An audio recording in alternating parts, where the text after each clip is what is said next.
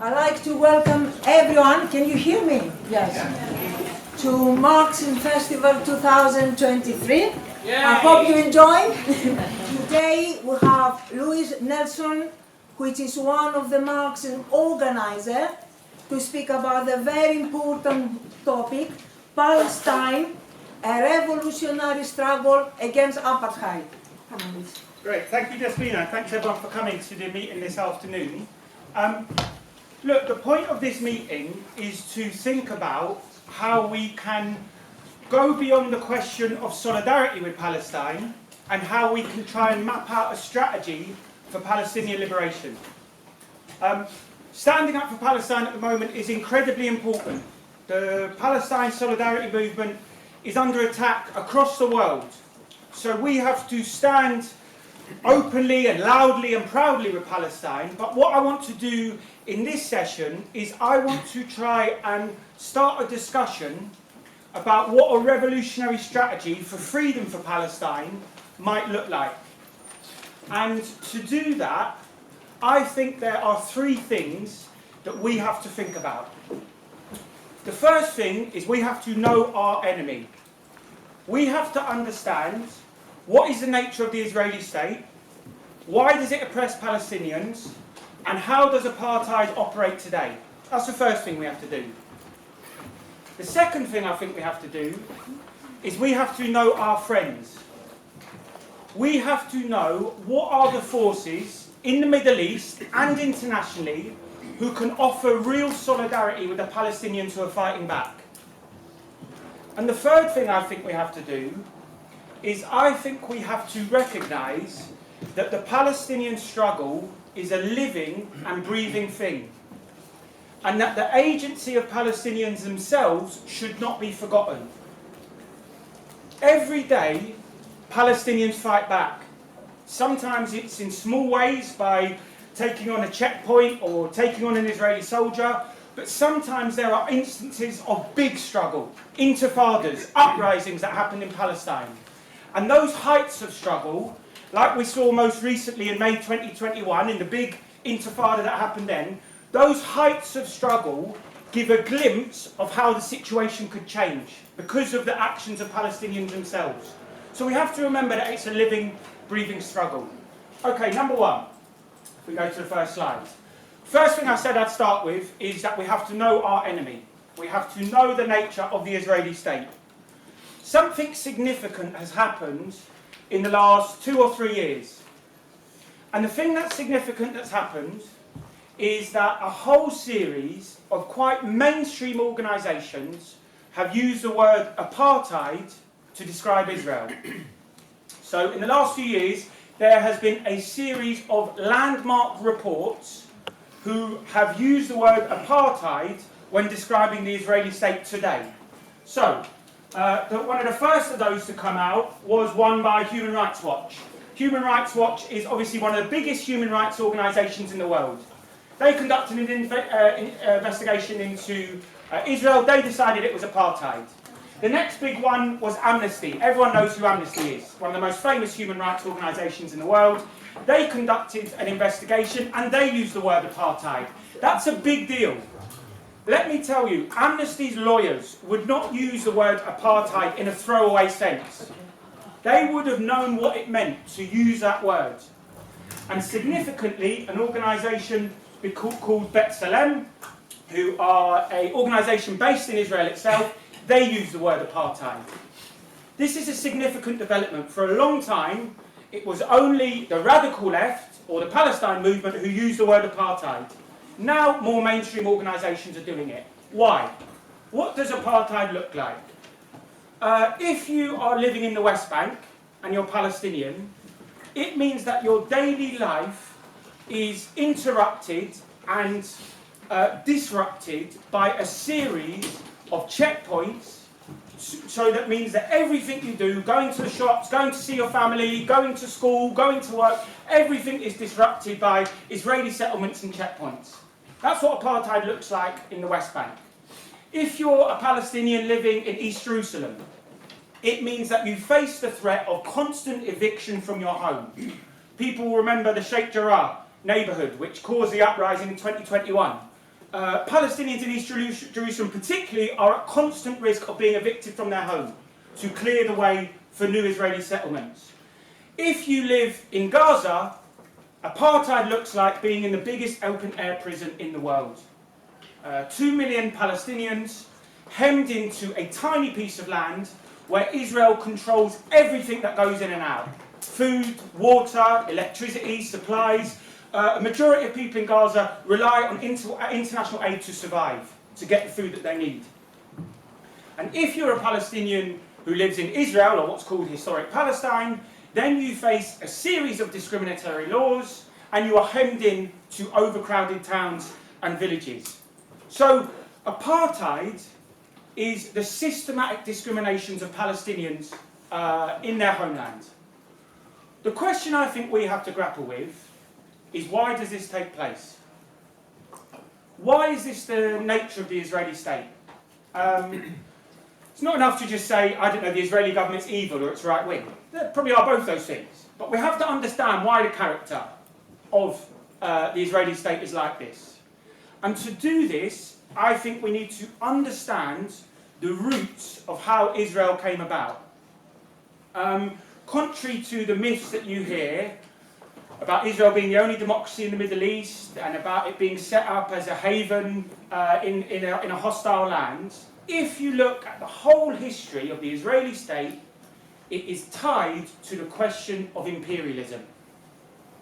That is the very fibre of its being, its relationship to imperialism.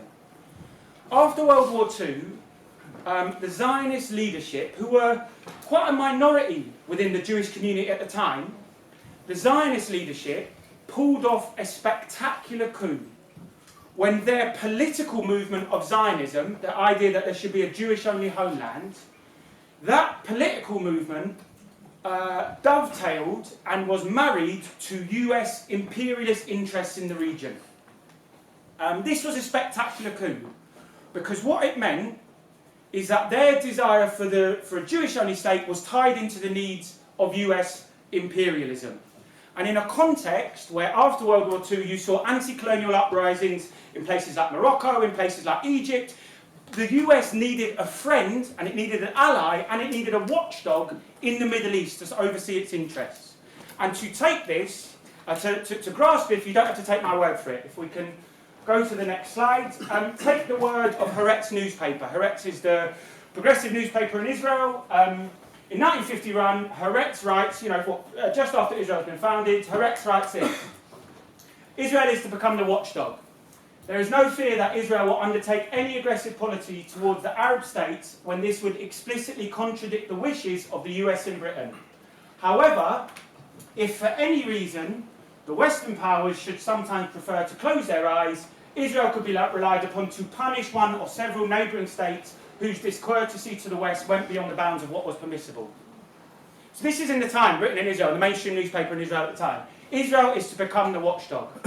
That's how we understand the formation of the Israeli state. And for that to happen, for that state to be established, the key thing we have to grasp is that it required the mass expulsion of Palestinians from their land. It required mass expulsion and ethnic cleansing to clear out Palestinians from what is now called Israel. That's why activists call it historic Palestine. And to do that, to establish this new state, it used the most brutal terror. People might have heard of a man called Ilan Pappé, who often speaks and attends at Marxism Festival and can't make it this year. He's written a wonderful book called The Ethnic Cleansing of Palestine, which everyone should read, which details the history of it and what happened. But again, don't take Ilan Pappé's word for it, don't take my word for it. If we can go to the next slide, let's look at what Moshe Dayan said. Moshe Dayan was the former Israeli Chief of Staff and Defense Minister. He said this: Jewish villages were built in the place of Arab villages. You don't even know the names of these Arab villages because geography books no longer exist. The Arab villages are not there either. There is not a single place built in this country that did not have a former Arab population. An open admission there, that every single neighbourhood at one point in time has been Sheikh Jarrah. Every single neighbourhood has at one time been a Palestinian neighbourhood that got cleared. And the thing we have to accept about this is that it was done with the most brutal force and terror. There are countless examples of this, but to pick one, Deir Yassin, the village of Deir Yassin in 1948. In one night, Israeli soldiers razed the village to the ground and they killed 107 men, women and children to clear the space, to clear Palestinians from the land. They estimate that at least 750,000 Palestinians were cleared out of their land to make way for the Israeli state. So, what I'm trying to argue here then, and that's a bit of the history, what I'm trying to argue is that from its very foundation, the Israeli state has been a state which has been based and tied to imperialist interests, but has been tied and based on the question of ethnic cleansing, of dispossession of Palestinians, and of the oppression of the Palestinian population. The question I want to address now then is, what does that mean today? Because that's the history which I'm sure a lot of people in this room are familiar with. How does apartheid play out today?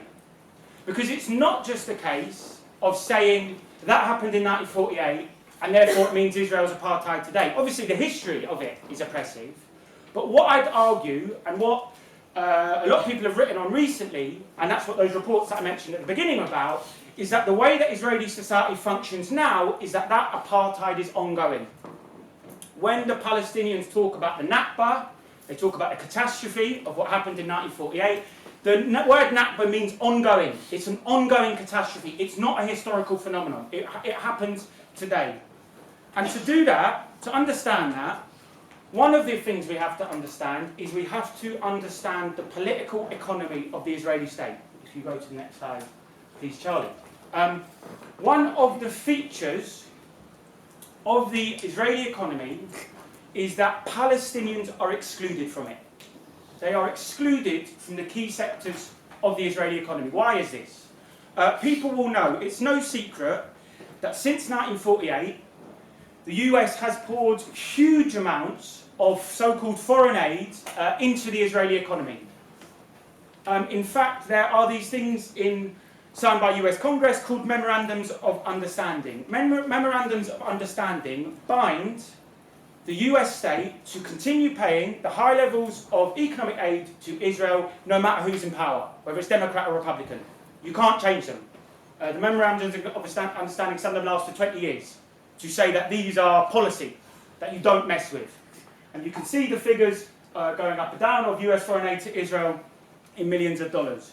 What this has meant is that Israeli economy and the society is a high-tech and highly militarized economy. Much more than any other country on earth, the biggest sectors of the Israeli economy are stuff around security, stuff around war, stuff around the militaries, and stuff around cybersecurity. It's a disproportionate impact compared to other economies. And what that means is that because, in the eyes of the Israeli state, because Palestinians are a threat to national security, they are totally excluded from those key sectors of the economy. They're not allowed to get any kind of jobs in those key sectors. And what that means then is that while Palestinians bravely fight back, they often go on strike, it means that their economic power is quite weak, to be honest. I'm not taking anything away from their bravery, but because they're excluded from the key sectors of the economy, they don't have a huge amount of economic power. And this is different, say, from apartheid in South Africa. In South Africa, the apartheid economy was built on the backs of black South Africans. They had huge economic power, which is why you saw huge mass strike movements that really, in the end, spelled the end for the apartheid regime, going right through the 70s, 80s and early 90s, because the black working class was organised and can bring the economy to a halt. In Palestine, it's a bit different. One of the elements of apartheid is that Palestinian people are excluded from the economy. The second element, I think, that underlines how apartheid plays out today is that ethnic cleansing has continued. Ethnic cleansing didn't end in 1948 when they expelled 750,000 or more Palestinians. It is a constant and ongoing thing. And the way that we know this is the very foundation of the Israeli state is the idea that Jewish people, anyone who's got Jewish family can settle there from anywhere around the world, but if you're Palestinian and you got expelled in 1948, or you're the child of a Palestinian who got expelled or the grandchild, you can't return home. That's one of the fundamental bases of the Israeli state. The nation state law in 2018 codified this into law to say that it's a Jewish-only state where literally Palestinians across the border in Jordan or Lebanon who have lived in refugee camps their whole lives since then, they can't return home, but anyone who has a Jewish ancestor is allowed to return home, to their so-called home. And what that means is that since the Nakba, since 1948, there has been wave after wave of new immigration into Israel, new settlers. So in the 1950s, a lot came from the Soviet Union. In the 1960s, there was a lot of immigration from the US and other places. And then in the 1990s, at the end of the Soviet Union, there was a huge influx of immigrants from the ex-Soviet Union countries into Israel. And as each new wave of immigrants has arrived, they have strengthened and enacted and forced the Israeli state to enact increased and continued ethnic cleansing. So, not only do they do that because they are enacting and exercising their right to return home while Palestinians don't, but they have driven the expansion of Israeli settlements into new neighbourhoods to provide the space and the land, etc., for them to live in. Why is it that Israel needs to keep evicting East Jerusalem? Why is it that the Israeli settlements have to keep encroaching onto Palestinian land? It's because there are new waves of immigrants who are moving to Israel and who have, have a material interest in expanding into that land. And in that way, ethnic cleansing is something that's continued. And that's why, if you look on the political spectrum in Israel, some of the hardest, most hard-right Israeli politicians are often those from a Soviet Union background, from Eastern Europe, whose families maybe emigrated there in the 80s and 90s, and they're one of the hardest people who argue against any rights for Palestinians, argue for increased settlements, and all the rest of it. And I think that whole process, it shows how apartheid operates today, but it also, I think, exposes the contradiction at the heart of Zionism. And that is a contradiction that Israel likes to portray itself as the only democracy in the Middle East, as a sort of bastion of Western values in the Middle East, but at the same time, its very foundation is based on the oppression of Palestinian people. And it couldn't be any other way. Israel couldn't exist without the oppression of the Palestinian population in the way that I talked about, historically and today. And that's why, if you look, there's been a big crisis in Israeli society over the last few months. There's a meeting on it tomorrow morning here at Marxism. I think Rob Ferguson's doing it, where the right in Israeli society want to do away with the Supreme Court so that they can increase and encroach on Palestinian land at a quicker rate. Whereas the so-called liberal elements amongst Zionism want to keep the Supreme Court because it gives them that facade of democracy, of saying that they're a democracy in the Middle East. So the crisis in Israel society at the moment goes right to the heart of it. So going through all of that, the point I've tried to make really is that it's not just about right-wing governments in Israel, it's not just about people like Netanyahu. I would argue that the whole DNA and the whole character of the Israeli state from its very foundation has been apartheid. It has been one which is based on and depends on the dispossession and the oppression of Palestinian people. What does that mean then for the Palestinian struggle? What that means is that we are up against a serious enemy.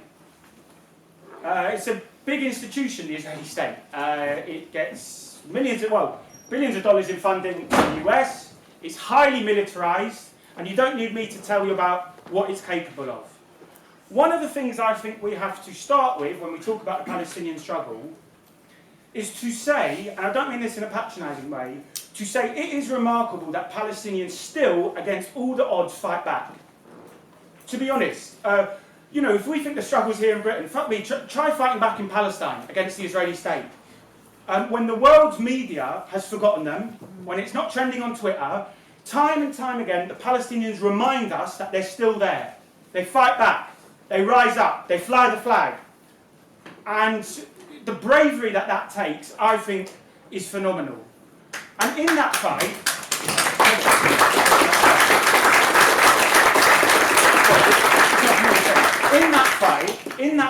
I think Palestinians themselves, through their own actions, I think they have exposed the so-called peace process and the two-state solution. I think they've exposed that as a sham.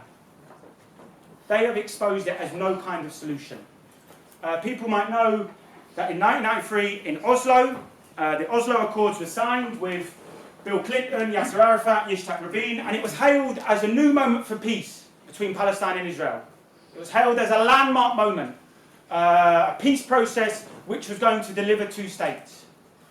The reality is that 30 years after Oslo, Oslo has accelerated apartheid in Palestine rather than stopped it. There's been a faster rate of settlements, faster taking of Palestinian land. If you go to the next slide. It has meant that Israel has encroached more on the land of Palestine. You can see the disappearing Palestine here. Most of it has actually happened in the last 30 years. And Edward Said, the great scholar, said that Oslo was an instrument of Palestinian surrender. That the Oslo Accords codified into law the oppression of Palestinians, but it made it legal. And it made it under a settlement by the UN. And therefore, what I think we have to grasp is that the peace process and the hope of relying on institutions like the UN, or the hope of bargaining with the Israeli state, I think that is a dead end. I think the Palestinians themselves have showed that. Why is it that since Oslo we've had 3 intifadas? It's because Oslo underlined, the Oslo Accords and the two-state solution have underlined and have codified Palestinian oppression into law. This raises the question then of what would a just solution look like? If we don't think the one-state solution worked and we don't think the peace process worked, what would a solution in Palestine look like? Any just solution, my starting point is, any just solution surely has to address the fact that Palestinian refugees have to be allowed to return home. The more than 10 million now, the Palestinian diaspora, right, the million who got expelled in 1948 and the millions of children and grandchildren, surely they have to be able to return to their homelands. Some of these people have lived in refugee camps for their whole life. Any just solution, it's not a solution unless you address this crime. That's not a wild thing to say, is it? That's one thing. The second thing, I think, is that any solution has to ensure that Palestinians have the same rights as Israelis. That they shouldn't be subject to apartheid. They shouldn't be subject to discriminatory laws in housing, in healthcare, in jobs, in education. And to do that, what is the block to that? What is the block to those two things happening? It's not the Palestinian struggle. It's not the Palestinians themselves. The block to that happening is the nature of the Israeli state. The Israeli state, which is a Jewish-only state, stops that from happening. It stops Palestinians from being able to return home, and it stops them from having equal rights. And therefore, I think we have to say that any solution in Palestine, the Israeli state has to be dismantled. And the imperialist structure which supports it, that's what the block to peace in the region is. Now that's quite a big task, to be honest. Because what we're saying is really that what I'd argue is that a state where Palestinians and Israelis live side by side, I think that would be one state where there's equal rights and Palestinians are allowed to return home. That, I think, would bring peace in the region. The question is, therefore, how do we get there? What does it mean to deliver that kind of solution? And to return to it, the Palestinians are... The bravery of them fighting back is incredible. But I think we have to say that they cannot fight alone.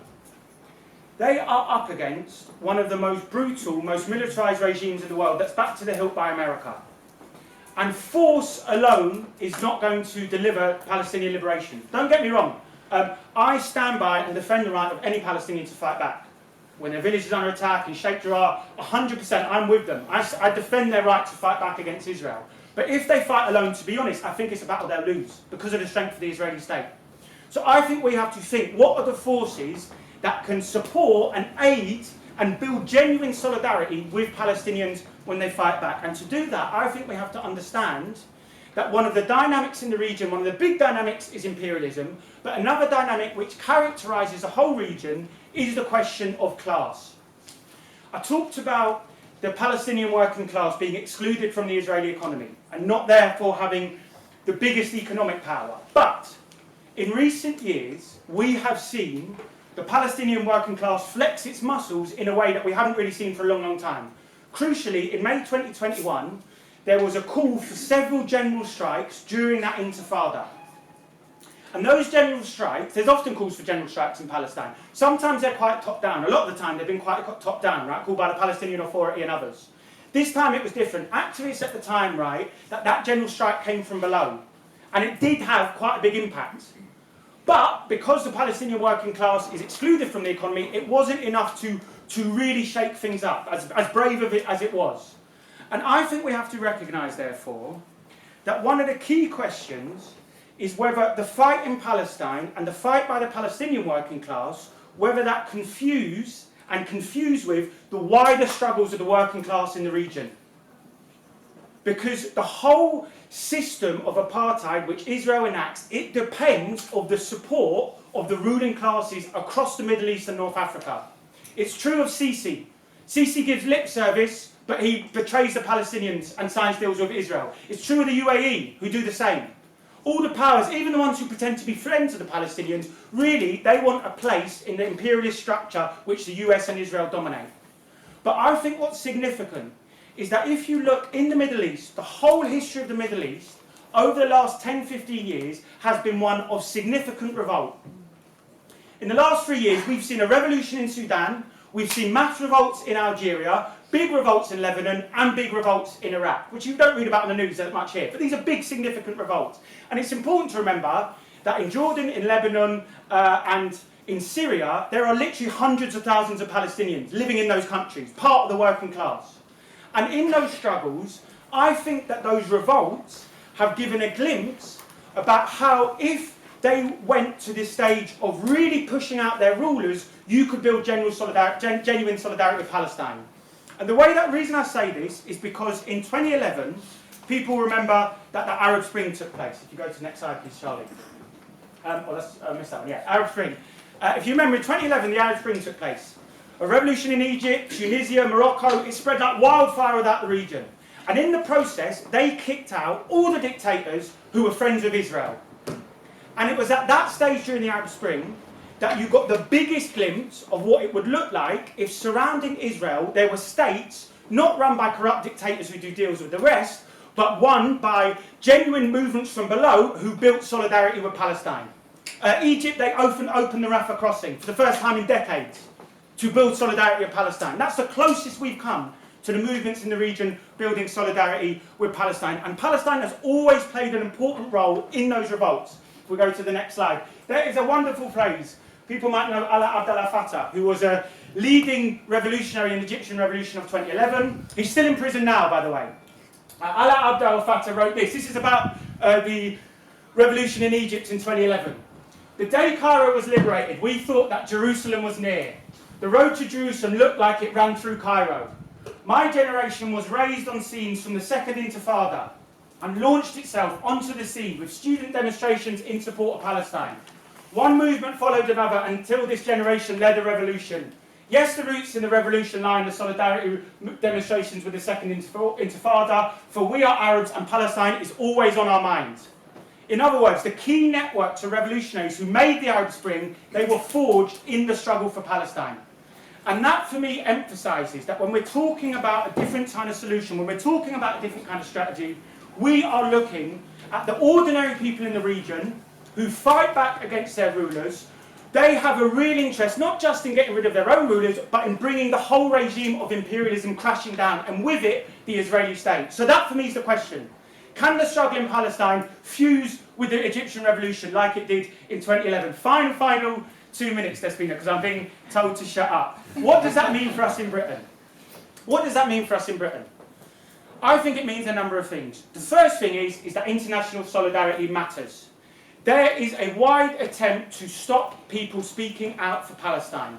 Think about the people who are speaking at the festival this weekend. Ken Loach, Jeremy Corbyn, Loki, all of them have been repressed or whatever for speaking out for Palestine. We have to keep doing it. And when we do it, we have to say this. We have to say that anti-Zionism is not anti-Semitism. Anti-Semitism is a very, very real threat. Let me say this. Anti-Semitism is a very real danger in society. Let's not pretend it's not. Across Europe, the anti-Semites are on the rise, and in America with Donald Trump, Marine Le Pen, Giorgia Meloni, Vox in Spain, AfD in Germany. Anti-Semitism on the rise, but it's coming from the far right. Anti-Zionism is opposing what Israel does, and we have to say that we will continue to speak out about it. There's a new bill in Parliament which is taking away the right to pass BDS as a motion, to say that you can't boycott Israel. So our side is being silenced. We have to keep speaking out, and we have to do it, even if it means you get expelled from the Labour Party. What comes first, Palestine or solidarity with Keir Starmer? It's an easy question. But alongside that solidarity, and this is what I am going to finish on, I've only gone 10 seconds over. This is what I will finish on. That solidarity is crucially important, but at the same time, we have to try and map out a revolutionary strategy which recognises that the oppression of the Palestinian people is linked to the whole question of imperialism in the region. And Palestine is the key which unlocks that prism. And if we can recognise that, we can build solidarity, but we can fight for a solution which I think can deliver genuine liberation for the Palestinian people.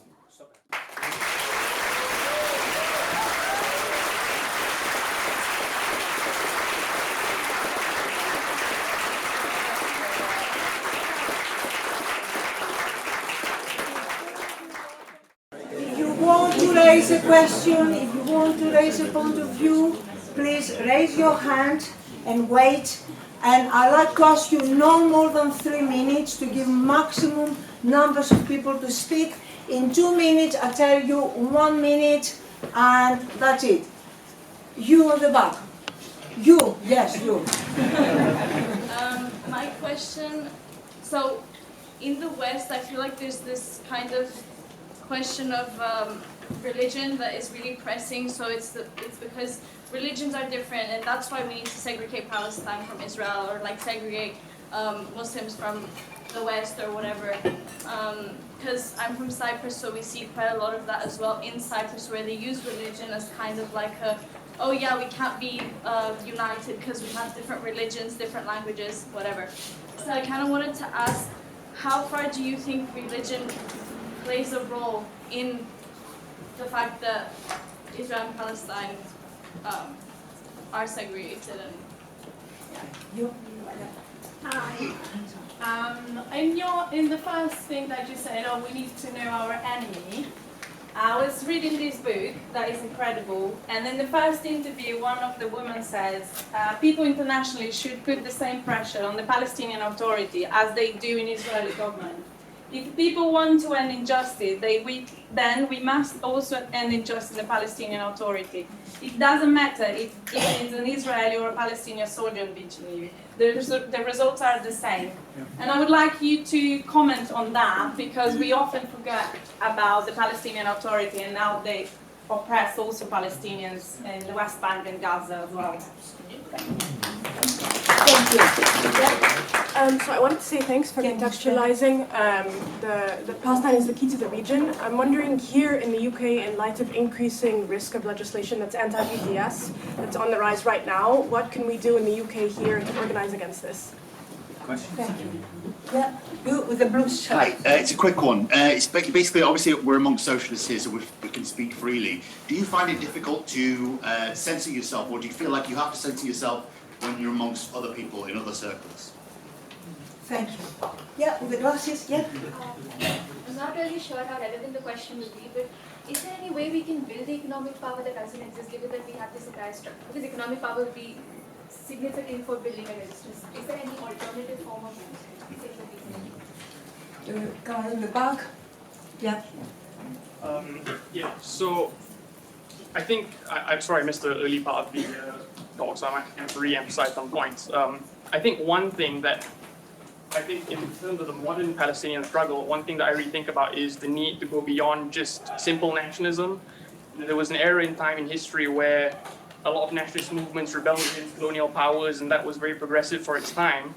But now what we have is a Palestinian nationalist movement. At times, it claims to be a nationalist movement, but then what it does is it seeks to compromise with the Israeli state, with Zionism. I mean, we sort of talked about the peace process and the Oslo mythology just now.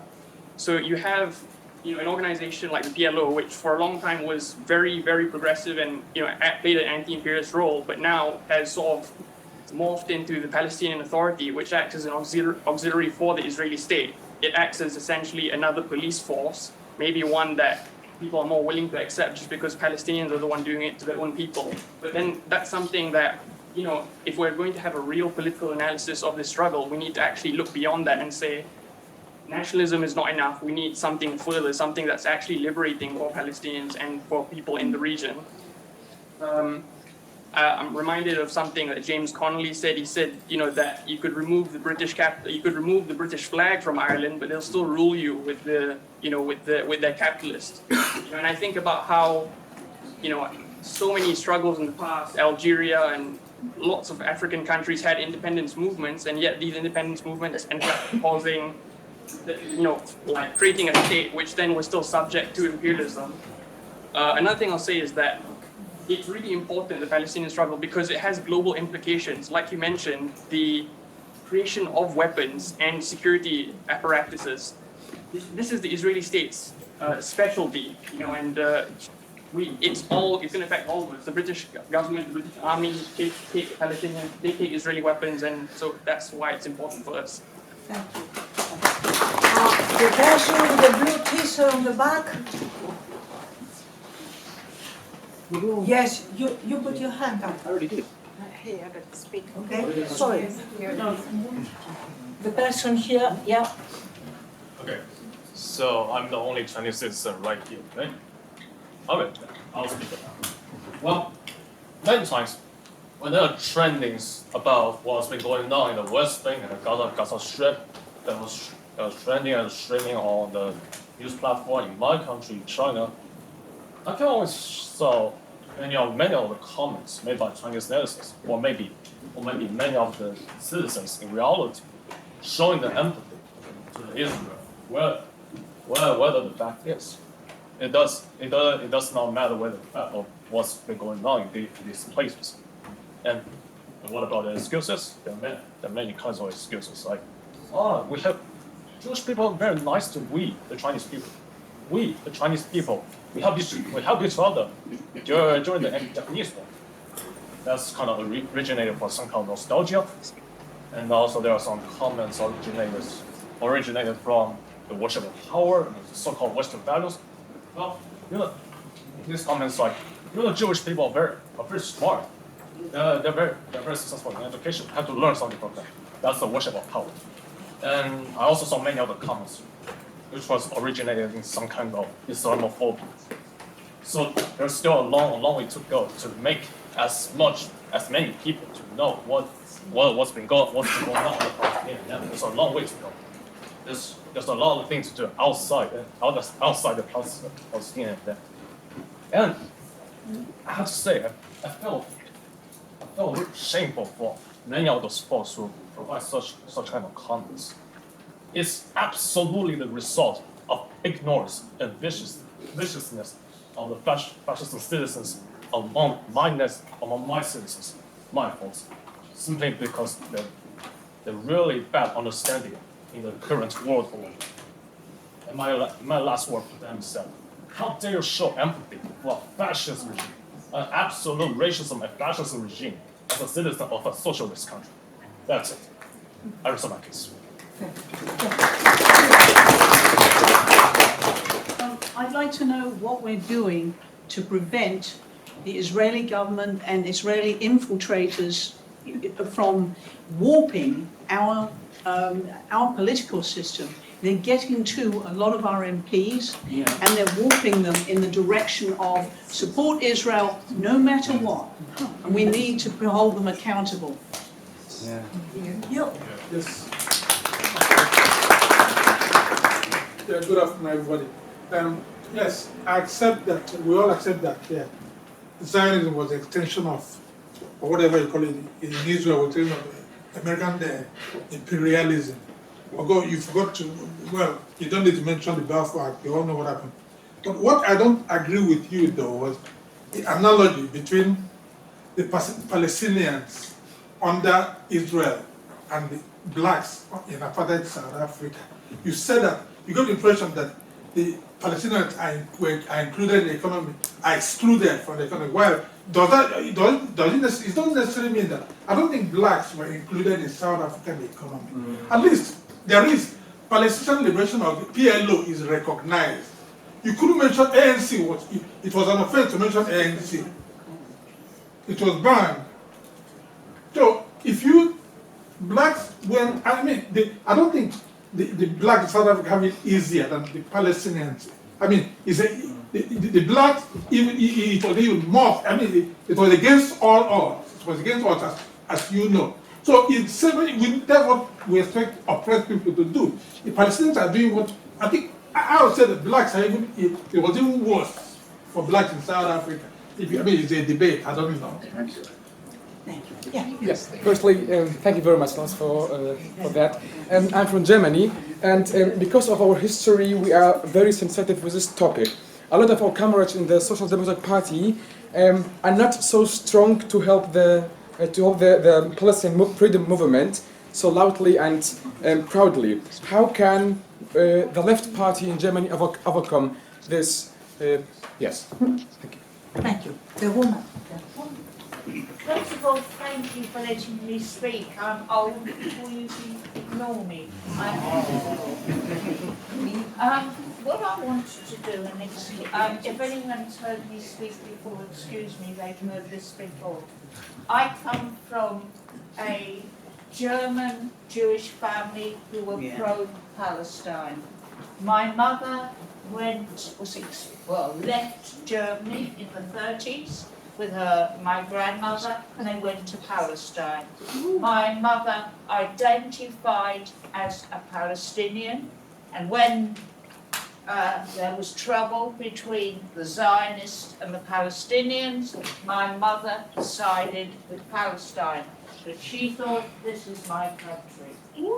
In 1947, my grandmother said to my mother, you have to leave. It looks like the Zionists are going to win, and we all know what the Irgun will do to you. So my mother came to this country. Not that she was made very welcome here. When they found out she had a Palestinian British mandate, Palestine supporter, and she kept on speaking up for Palestine, things were difficult for her, and she was declared illegal, and they said they were going to send her back to Palestine, just about to become Israel. Anyway, she met and married my father. When she got married, they said this is not a legal marriage. Somebody from the Home Office was at my parents' wedding, and they watched it, and they said the wedding was not legal.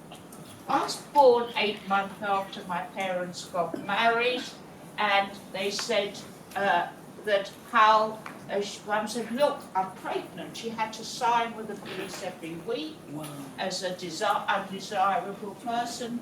And they said to her, well, how do we know that the man who purports to be your husband is the father of your child? It was absolutely terrible for my mother.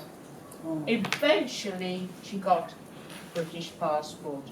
So she used to say, freedom in my lifetime, it never happened. I have been saying freedom in my lifetime, but I said to this gentleman who's sitting next to me, I don't think it will happen. So please, please, freedom for Palestine in the next generation, or even the generation after that. Because unfortunately, I believe this gentleman doesn't. It may not happen in my lifetime. Time's running out for me. I'm 74. I hope to God I'll see it.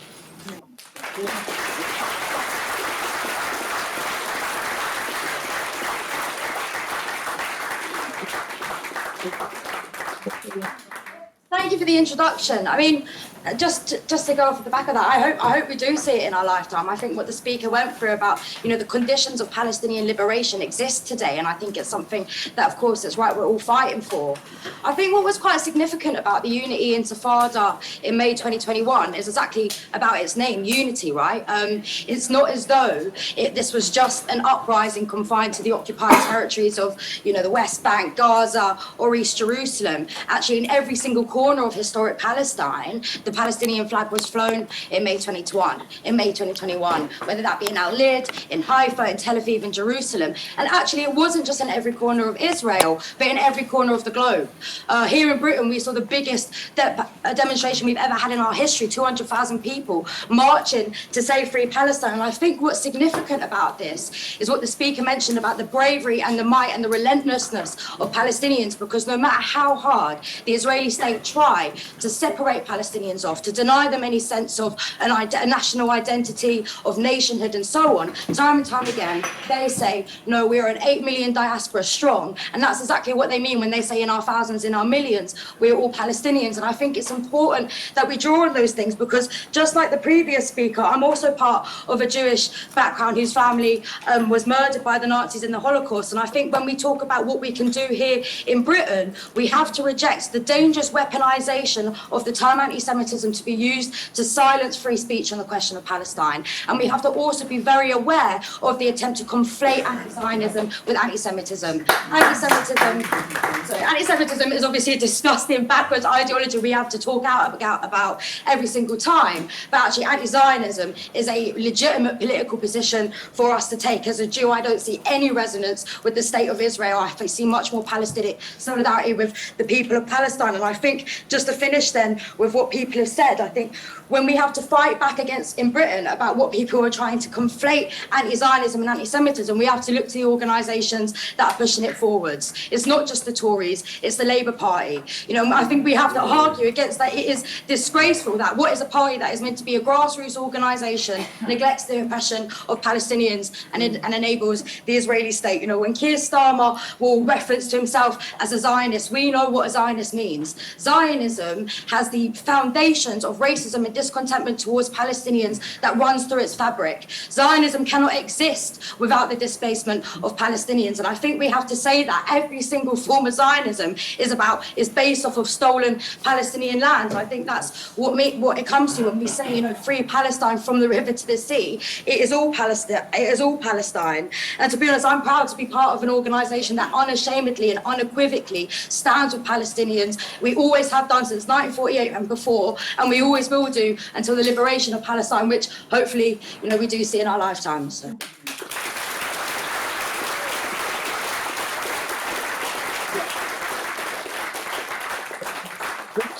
The BDS bill, which you described, at least in the way you described it, seems to be clearly in violation of Article 10 of the Human Rights Act, which I believe was freedom of expression. I'm wondering how the Socialist Workers' Party, as a political organisation, what they will do to combat that, because it's clearly a violation of free speech, and we should be allowed to say free Palestine without any repercussions. Just briefly, that was a great talk. Really, I think we all gained a lot from it, and it really brings home to me that there's other comrades from Glasgow here. We have a stall every Saturday in Cannon Street in the centre of Glasgow, and there's other stalls there as well. And one of them is Glasgow Friends of Israel, and they've got on the thing they've got Friends of Israel, Friends of Palestine. It's absolutely what shite, because because if you actually talk to them, as I did once when they were just started being there, of course they're completely nothing to do with supporting Palestine. And when they heard me speaking, they said that I was anti-Semitic because I was criticising what Israel was doing, has done and is doing in Palestine. And I think it's a really important point is that we need to get the message out there. I know we're all trying to do that about what Israel is doing, and that criticising Israel does not make you anti-Semitic. That we are, anti-Zionism. There's actually a stall there every Saturday to supporting Palestine, but it's understandable. It's mainly trying to get funds to provide, basically legal things.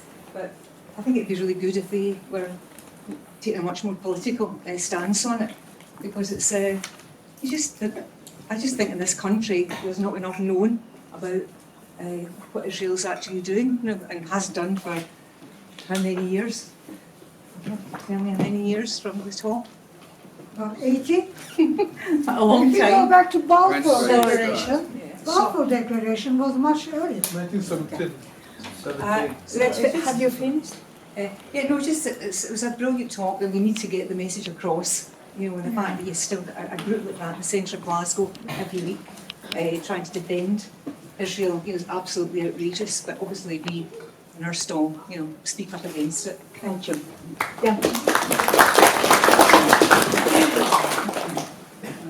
So I really liked some of the comments that a brother said. I don't know about this kind of crossing over of anti-colonial currents and nationalistic currents that do happen in politics in the Middle East. And I think I agree with the talk. I agree with notions of Palestinian revolution, anti-Zionism and liberation. But I also think that anti-Zionism in Britain and in the Western left in general ends up having some quite abstractionist elements within it, where to be anti-Zionism, we reify every expression of Palestinian national politics. And I think there is a genuine issue in this, because if we look at Palestinian national politics in the era of the interwar period, Palestinian society is political society. It's not a homogeneous monolith of what should be done for the future, etc. And what I'm noticing, I am a Muslim, I am an Arab, I support Palestine, but what I also notice in some nationalistic tendencies in Palestinian thought is a real substantial current of Jew hatred, of real anti-Semitism, of eugenicist type ideology and nativism. And so I'm critical of this current in Arab political thought that says that we can externalize all the difficulty, all the suffering, all of the evil in the region to the Israeli state. Because what I think this does is I think that it gives a pass to all of the Arab ruling classes in the region that are exploiting their own working classes as well and intensifying the situation. Because, if we get into all of this sort of political critique of the Israeli state is not real, they are all settlers from Europe, in this way that constructs the entire Israeli population as nefarious people with nefarious intent, I think this is wrong. Because if we go for a broader geopolitical deconstruction of the politics in the region, is the foundation of the Lebanese state legitimate? Is the foundation of the Jordanian monarchy and the exploitation that they perpetuate legitimate? I mean, someone mentioned the Egyptian revolution 10 years ago, the brutal crackdown of the Egyptian masses by the Egyptian state. So I'm very critical of this Palestinian politics that says all Israelis, in virtue of who they are evil, are condemned, and, I've seen videos on TikTok of people being pro-Palestinian over the top of Hitler speeches, and these are the real thing that's happening. So I think that we need to have a progressive, socialist deconstruction of the Palestinian cause, but we should not make concessions to right-wing Palestinianism either. And that's part of the reason why I really like this talk, where it was trying to internationalize the Palestinian struggle, to connect it with the struggle in Egypt, in Jordan, in Syria. Because we should not just enable or legitimize fascistic or right-wing currents in Palestinian ideology in virtue of itself. Thanks.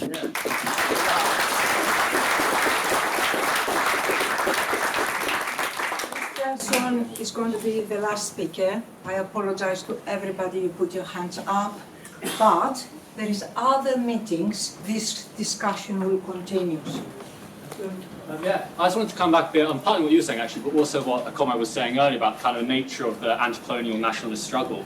I think, you're right. And I think one of the great things about the SWP stance is that it's an international socialist stance. It's never just this or that. It's this and that. We're saying we want freedom for Palestine. We want freedom for everyone.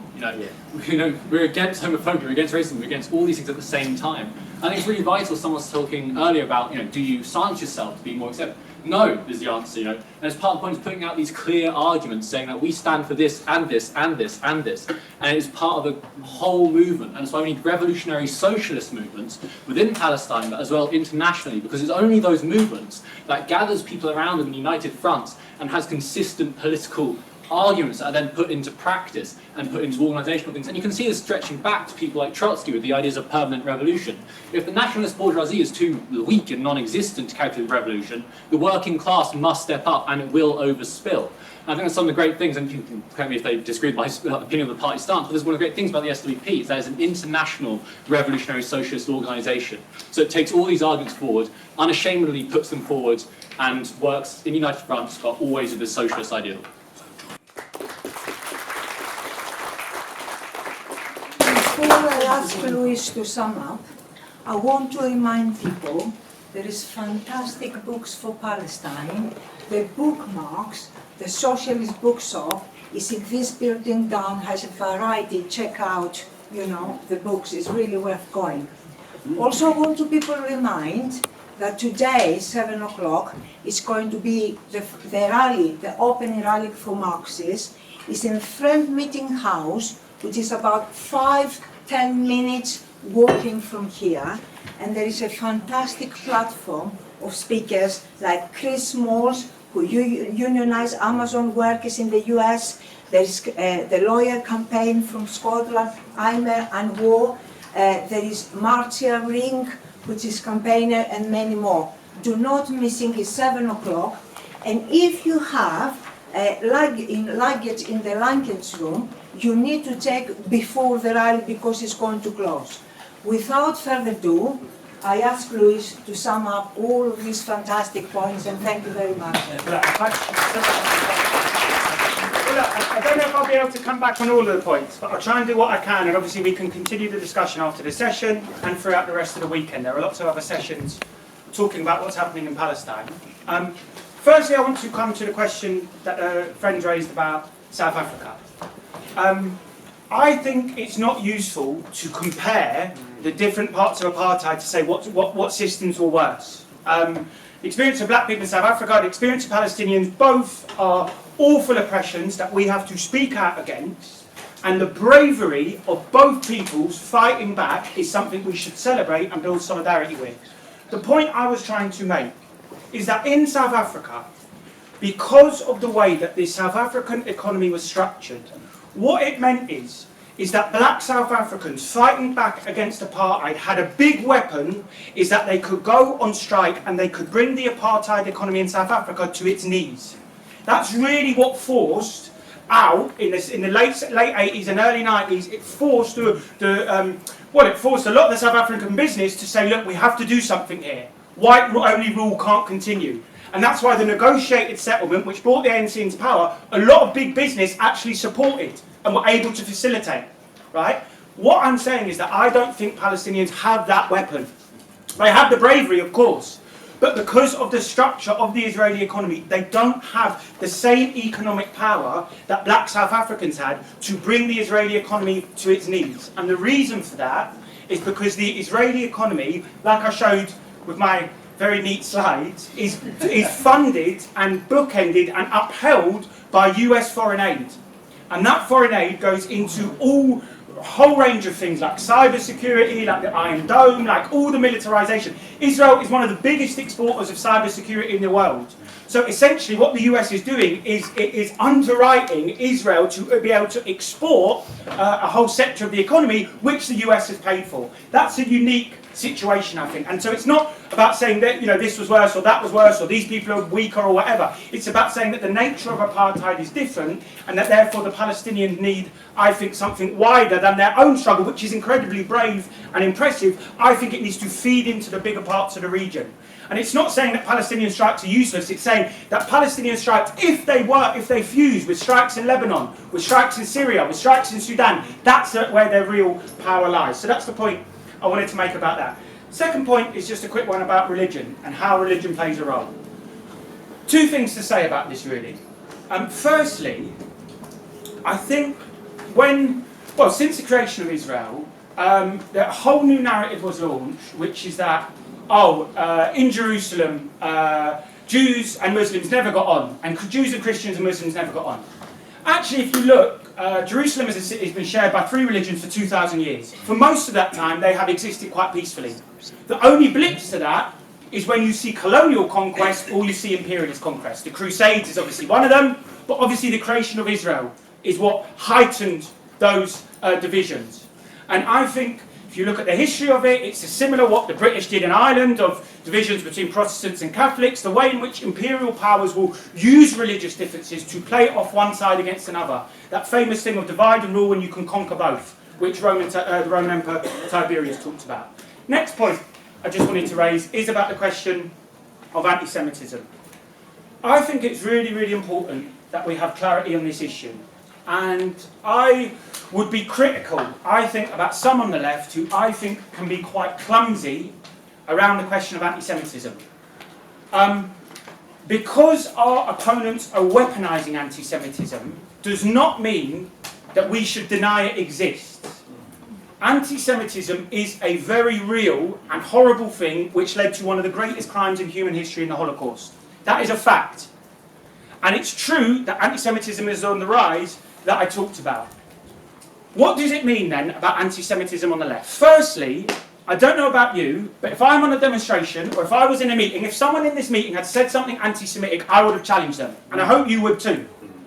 I don't believe this idea. I mean, look, let's say the Daily Mail and the Labour right wing say that we are, you know, these are kind of anti-Semitic festivals. We just had a whole session on Palestine. I don't think anyone said anything anti-Semitic. Right? I think it's exaggerated. But if someone did, I would challenge them. Secondly, I do think there are aspects of language which we have to be careful about. Some people talk about an Israeli lobby. I don't agree with that formulation. I've got no doubt that there are links between British politicians and Israeli politicians and US politicians. But those links don't come from Israel. It's the wrong way round. The support for Israel doesn't become because Jewish politicians are influencing British ones, it's because British politicians have an interest in Israeli imperialism in the region. And in the And that matters because the Israeli lobby can feed into a worse language which talks about a shadowy conspiracy which maybe blends into a Jewish lobby, and then you're into anti-Semitism.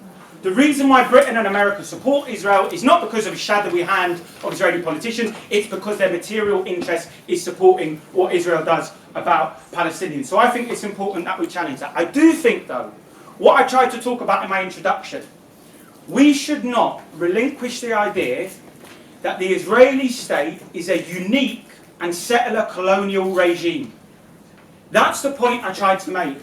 The dynamics of the Israeli state are unique. And there are plenty of regimes I want to see fall across the world. I'll be honest with you, I want to see every regime fall, and I want a world without borders, to be honest with you. Right? That's the kind of society I want to see. But, faced with the here and now, of the nature of the Israeli regime, of the role that Britain plays in supporting it, of the crackdown about activists in Britain who speak out against it, I think that's a central fight. So I think we have to recognise that what we're fighting at the moment, we have to be clear about what it represents and go through all the history of it and go through its character today to understand why it operates in that way. Final 2 points I'd just like to make in the few minutes I have left. Firstly is about the Palestinian Authority. I very much agree with the speaker who raised the question about the Palestinian Authority. Since it was set up in Oslo in 1993, the Palestinian Authority has, as Naifal said, acted really as an auxiliary force of the Israeli state. It has policed Palestinians, it has arrested Palestinians, and it has killed some Palestinian activists. Right? That's what it's been doing for the last 30 years. The question I think is central is how did you go from such brave freedom fighters in the PLO, people who were very brave, fighting against Israel in the 60s and 70s, how do you go from that to collusion? You talk about Yasser Arafat. I showed the photo of Yasser Arafat on the White House lawn. How do you go from someone who was a big hero, right, and represented a lot of the kind of feeling of bravery about Palestinians, how do you go for that and then you go to conciliation with the Israeli regime? And I think that's because the PLO, which became the Palestinian Authority, I think they operate through a national framework. They saw the question of Palestinian liberation purely as a national question. And what their real aim was was to get a piece of the pie within the imperialist regime. They were happy with a small Palestinian state, which didn't upset the rulers in Jordan that my friend talked about, which didn't upset the rulers in Egypt. They wanted to get a piece of the pie within the regime. And what my whole analysis today has been that it is that regime that oppresses Palestinians, and therefore Palestinian liberation lies in overthrowing that whole regime. The whole regime and prism of imperialism in the region. Final point is about the UK. What does it mean today? I think someone said, what do we do in Britain? Firstly, we have to say is that apartheid was made in Britain. Israeli apartheid was made in Britain. It was made by the Balfour Declaration in 1917, and Balfour talked in that, well, offhand he talked in that declaration about creating a Jewish Ulster. About saying that what they did with Ulster in the north of Ireland to divide Irishmen, or Irish people, they wanted to create a similar one in Israel and Palestine. That's what Balfour talked about. And it's also made in Britain because if you look at who are the biggest arms exporters to Israel at the moment, the British are up there. You see the photos of the weapons being used by the Israeli army, it says made in Britain. You see Palestinian activists holding that up. So we have a special responsibility. And to do that, I think we have to recognise that actually, in our movement, we are on the back foot in Britain at the moment. Their movement, the supporters of Zionism and Israel, have made a lot of gains. And a lot of that has been centred around the question of the Labour Party and Jeremy Corbyn. People should go and hear Jeremy on Saturday and you can talk to him about it. But if you look at what happened with the Labour Party, I think you see that why is it that they wanted to get rid of Jeremy, and why did they use the question of anti-Semitism? What were they most scared of about Corbyn? To be honest, it wasn't his policy on housing. It wasn't his policy on the NHS, to be honest. It wasn't his policy on schools and education. It was his policy on imperialism. It was because he came from the anti-war movement and he was a friend of the Palestinian people. That's what scared them the most. The idea of having someone in number 10 who might even question what Britain does to support Israel, who might question Israeli support war crime. That's what really scared them. And so they did everything in their power to bring him down. I think, though, too many concessions were made from our side. I think too many concessions were made from the left, and we didn't stand up enough and say, this is about Palestine. Corbyn should have said, I am a supporter of Palestine. What is the problem with this? Why are you attacking me about this? And therefore, the final thing I'll say is look, Palestine is a litmus test. Palestine is a litmus test about where you stand on all political questions, to be honest. If you are prepared to throw one of the most oppressed people in the world under the bus to stay in the Labour Party, or to not be banned at your trade union meeting, or to not be questioned at university, if you're prepared to do that, then to be honest, you will fall for anything. You will fall for anything. And to be honest, too many people, I think, in the Labour Party and others have thrown out. I see MPs or activists tweeting Free Palestine. Will they sign a statement about it? No. Will they speak out when another Jewish socialist is kicked out from the Labour Party? No. And I think, therefore, the question of Palestine is a litmus test, which means where you stand as a socialist. And I think for the whole talk and all the discussion we've had today, I think the questions of what socialism has to offer to the Palestinian struggle in terms of identifying, it comes from imperialism, in terms of identifying the class element and identifying that the region as a whole, which has shaken, which ordinary people again and again in the region have shaken and opened up new horizons, that is the vision for Palestinian liberation that we have to have. And if you agree with that, you should think about joining the Socialist Workers' Party, because although we're on the back foot, the Palestinians will fight back. Have no doubt about it. May 2021 will come again. And it matters what the size and what the bravery of the British left is to stand up and fight back with them. And if you agree with that, you should join us.